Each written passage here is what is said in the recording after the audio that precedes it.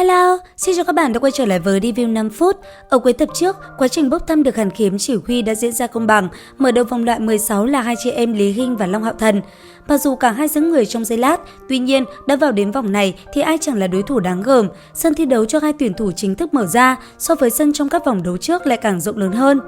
Đứng đối diện nhau, khi trọng tài vừa ra hiệu bắt đầu, Lý Hinh đã cảm thấy vô cùng phấn khích, nàng hướng phía Long Hạo Thần lên tiếng.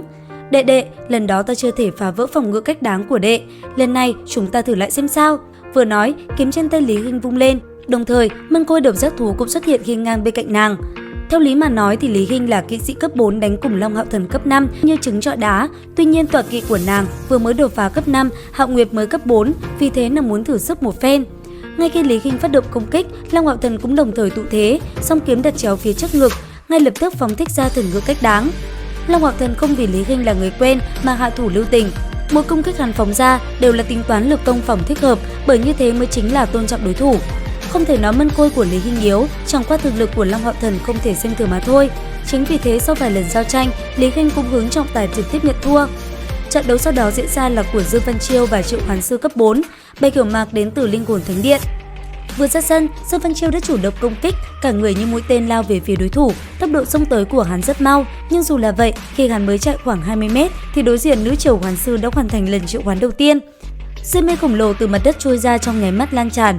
Không thể nghi ngờ đối mặt Triệu Hoán Sư hệ thực vật, Dương Văn Chiêu bước đầu không thể chiếm được ưu thế.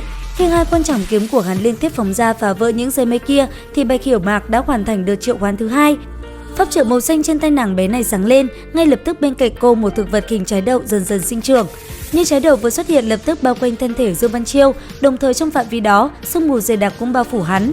Một chuỗi thanh âm quái dị vang lên, dĩ nhiên Dương Văn Chiêu sẽ không bị những hạt đậu này đập trúng, nhưng mỗi một trái bị gã chém nát đều bắn nước tung tóe, phòng ngự của gã không thể phòng thấm nước, cho nên trên người dính khá nhiều.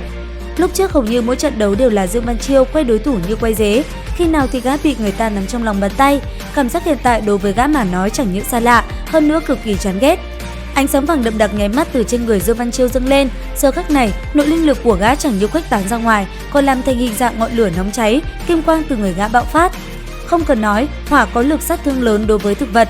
Những bụi gai này tuy trừ sương mù kích động biến điên cuồng, nhưng trước mặt qua minh hỏa thì chỉ có thể héo tàn. Sau khi đốt cháy hết thảy thực vật xung quanh, Dương Văn Chiêu đã phóng người lên, một kích xuất hiện trước mặt Hiểu Mạc. Tuy nhiên, cô bé này lại làm động tác lẻ lưỡi chọc điên hắn. Sau một hồi giao chiến, Bạch Hiểu Mạc cũng bất đắc dĩ nhận thua. Tuy nhiên, kẻ thắng cuộc như Dương Văn Chiêu lúc này lại vô cùng chật vật.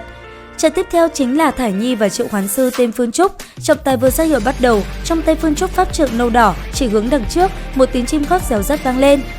Thải Nhi tay cầm gậy trúc đi hướng đối thủ, tốc độ của nàng không nhanh, tự như lúc đi tường bình thường. Gậy trúc nhẹ có mặt đất, bước chậm chậm tới trước, hô hấp vẫn theo quy luật, tự như một cô gái mù tầm thường đang tản bộ. Công kích của Phương Trúc đã tới trước mặt Thải Nhi, lúc này y không khỏi cảm thán, chỉ đáng tiếc màn biểu diễn đặc sắc này của ta phải lãng phí vào một cô nàng mù không biết thưởng thức.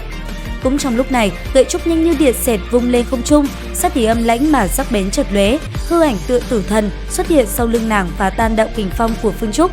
Đợt công kích thứ hai của Triệu Hoán Sư rất nhanh phát động, so với lần trước thậm chí còn nhanh hơn, song vẻ mặt Thải Nhi tự hồ vẫn bình thản lúc này lên tiếng.